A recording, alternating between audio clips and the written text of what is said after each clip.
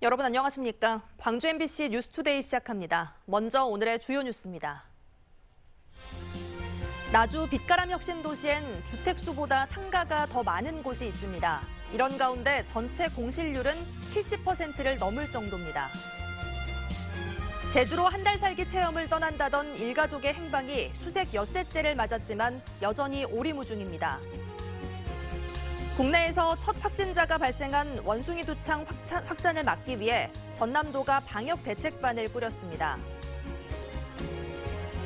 물가와 곡물 가격 상승에도 쌀값의 하락폭은 45년 만에 최고치를 기록했습니다. 10년이 돼가는 빛가람 혁신도시의 상가 공실률이 70%를 넘을 정도로 심각합니다. 한 상가단지의 경우 인근 주택수에 비해 상가가 훨씬 많은 배보다 배꼽이 더 큰 상황인데요. 그 실태를 한신구 기자가 취재했습니다. 빛가람 혁신도시에 있는 한 상업지역입니다. 상가들은 대부분 문을 닫았고 건물 곳곳에 임대한다는 안내문만 덩그러니 나붙어 있습니다. 이 상가 건물 1층에선 지난 2018년까지 27곳이 영업을 했지만 지금은 2곳을 빼곤 모두 폐업했거나 영업을 중단한 상태입니다.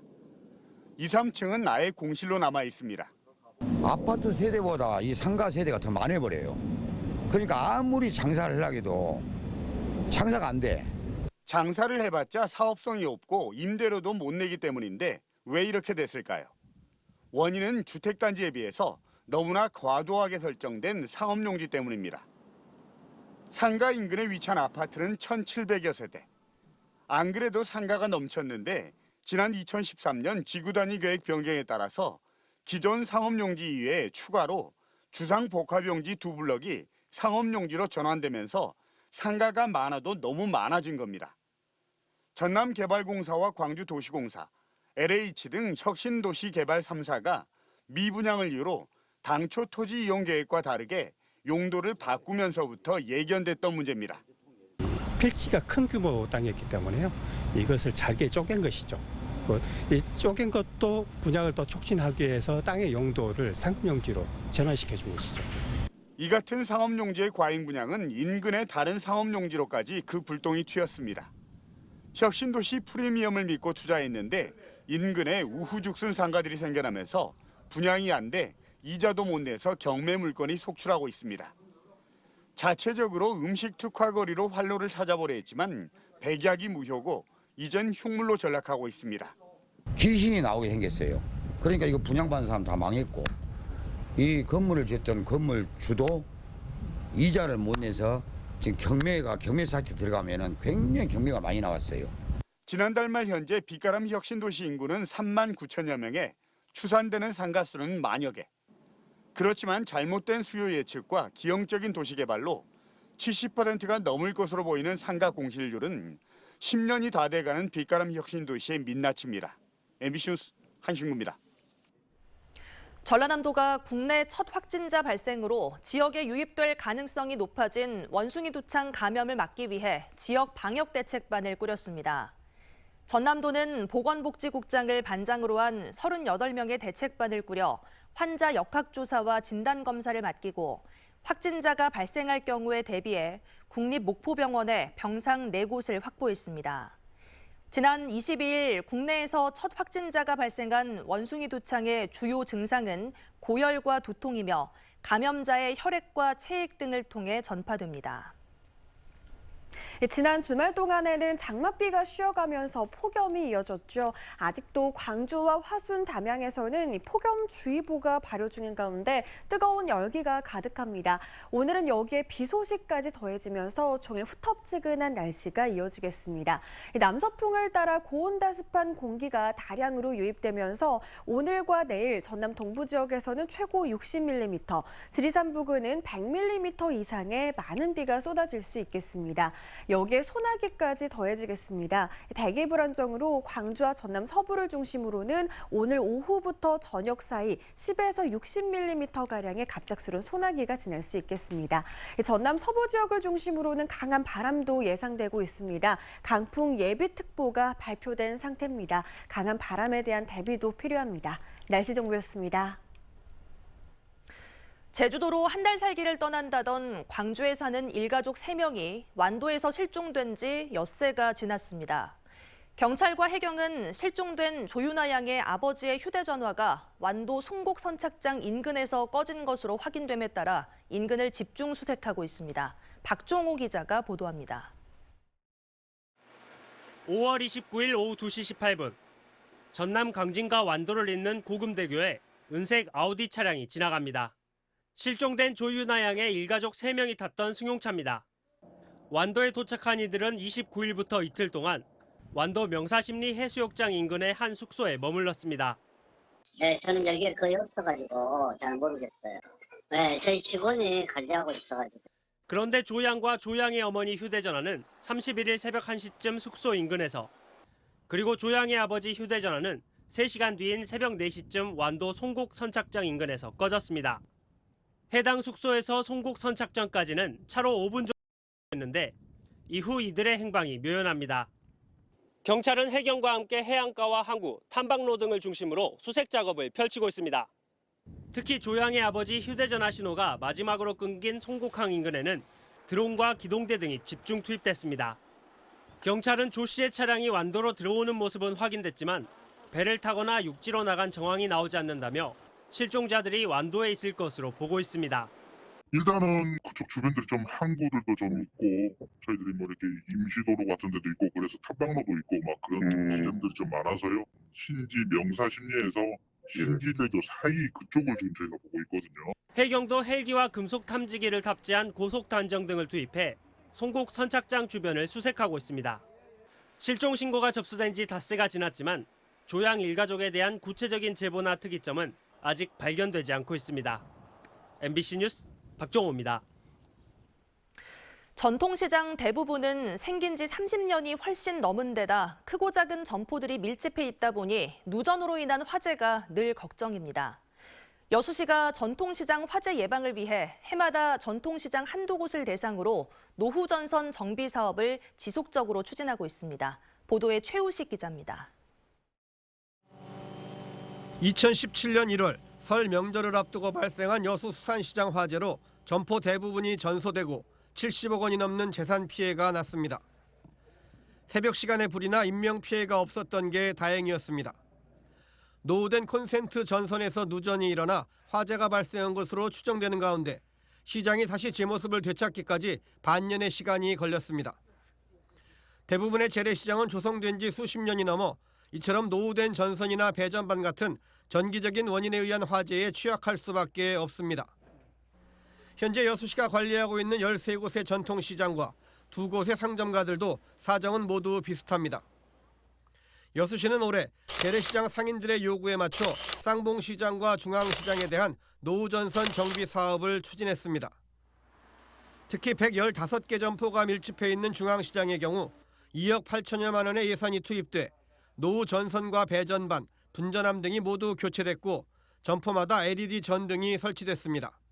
여기 중앙시장이 그 인화성 물질을 많이 취급하고 있어서 뭐 침구류, 의류 이런 것이 있어서 제일로 먼저 설치하는 것은 화재를 갖다 예방하는데 주 목적을 두고 여수시는 내년에도 서시장을 대상으로 노후전선 정비 사업을 추진할 계획이며 연차적으로 모든 전통시장과 상점가에 전기시설을 정비한다는 계획입니다.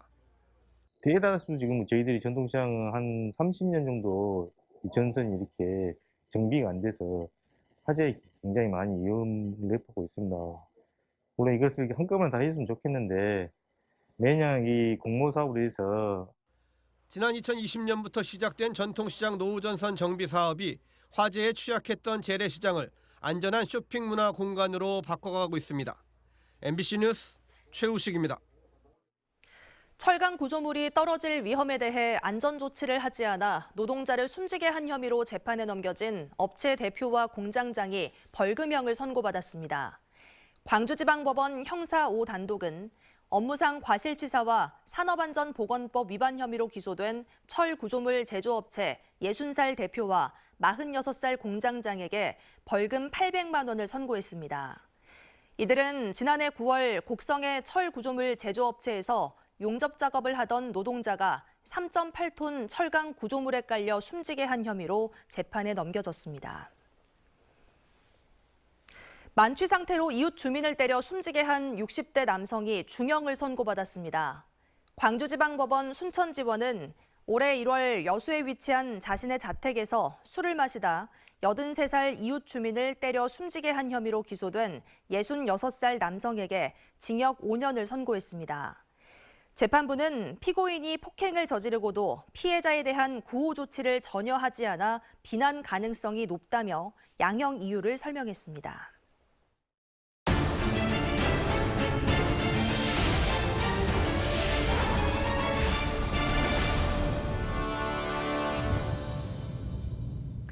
농촌에서 밭농사를 짓는 농민들은 대부분 무릎과 관절 질환에 시달립니다. 쪼그려 앉아 일하는 농작업 특성 때문인데요. 농민들의 관절 건강을 위해 개발된 간이의자 보급이 늘면서 좋은 반응을 얻고 있습니다. 신광하 기자의 보도입니다. 해남군의 단호박 재배 농장입니다. 공중에 매달린 단호박을 농민들이 쪼그려 앉아 수확하고 있습니다. 한 번 시작하면 1시간 이상 앉아 있어야 하지만 무릎 등 관절의 통증은 크게 줄었습니다. 쪼그리로 불리는 농작업용 간이 의자 때문입니다. 의자처럼 앉아가지고 편하게 작업할 수 있어서 이게 가장 편하고 일단 무릎에 통증이 없어요. 다리에 끼워 사용하던 기존 간이 방석과는 달리 허리벨트에 간단히 장착해 이동과 편의성을 높인 제품도 개발됐습니다.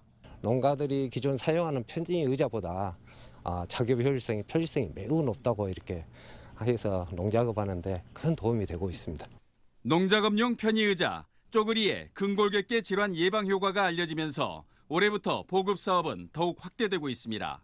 농기계 보급과 같은 차원에서 지자체와 농협이 비용의 90%를 지원하고 농가 부담은 10%인 1,500원으로 낮췄습니다. 보조를 지금 주고 있습니다. 그래서 보조 사업을 지금 하고 있어서 2년부터 지금 시작하고 있거든요. 금년도도 할 계획입니다. 3년 전 여성 농업인 단체의 요청으로 시작된 편의의자 보급 사업이 농도 전남의 농업인 건강을 지키는 효자 역할을 하고 있습니다. MBC 뉴스 신광하입니다. 폭등하는 물가와 세계 곡물 가격 상승에도 쌀값이 지속해서 떨어지면서 하락폭이 45년 만에 최대치를 기록했습니다.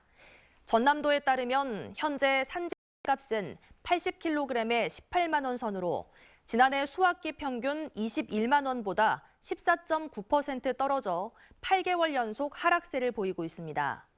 전남도는 최근 쌀 분야 전문가 간담회를 갖고 3차 시장 격리를 조속히 시행하고 공고 비축미 수매와 동시에 논의 타작물을 재배하는 사업을 부활하는 등 중장기 대책을 정부에 건의하기로 했습니다.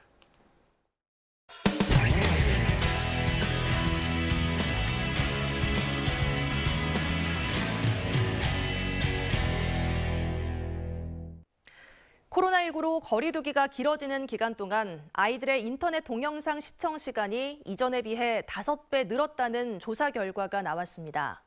코로나 이후 드러나고 있는 인터넷 중독 실태를 부산 MBC 이도원 기자가 보도합니다. 고교생 정우는 혼자 SNS를 사용하는 시간이 많이 늘었습니다. 영상을 보는 시간이 늘어날수록 더 자극적인 걸 찾는 자신을 발견하게 됐다고 합니다. 계속 휴대폰만 들여다보고 있으니까 막 사람 찔러가지고 막 그런 거 떠가지고 애들끼리 막 돌려보고 그랬었거든요. 예선이는 거리두기 강화로 친구를 만나기도 쉽지 않게 되자 오픈 채팅방을 찾았습니다. 말상대나 하려고 했는데 신원을 알지 못하는 남성으로부터 성희롱을 당했습니다. 그 채팅방을 나가고 그 사람을 신고하고 차단까지 다 했는데 계속 그 후로 평소에 약간 문득문득 생각이 나는 거예요. 좀 힘들었어요. 일상에선 거리두기, 학교는 원격 수업. 2년간의 코로나 격리는 인터넷에 몰입하기에 더없이 좋은 환경이 돼버렸습니다. 실제로 코로나19 영향으로 청소년들의 하루 평균 영상물 시청 시간은 폭발적으로 늘고 있습니다. 지난 2019년 1시간 정도였던 것이 2020년에는 3시간, 2021년에는 5시간으로 급속도로 증가했습니다. 한국청소년상담복지개발원 조사에서도 청소년들의 온라인 관계 몰입도 점수는 팬데믹 이후 더 높아졌습니다. 최근 6개월 내 유해 동영상 시청 경험이 있다고 답한 청소년이 전체의 절반 이상이었습니다. 저희들이 조사했을 때 또 하나가 핵심이 유해 영상물을 접하는 곳이 가정에서 88% 이상이 가정에서 접한다라고 조사가 되었습니다. 자극적인 콘텐츠의 유해성은 연령을 가리지 않지만 성장기 청소년들의 경우 몰입의 정도가 성인과 다르다는 게 문제입니다. 유해 영상물들이 아이들에게는 이런 어떤 판별하는 데 있어서 검열하는 데 있어서 성인만큼은 덜 되기 때문에 모방으로 넘어가는 것들이 있습니다. 영상물 등급위 조사에 따르면 청소년 자녀가 어떤 동영상을 보는지 가정에서 확인한다고 대답한 비율은 26.3%에 불과했습니다. MBC 뉴스 이두원입니다.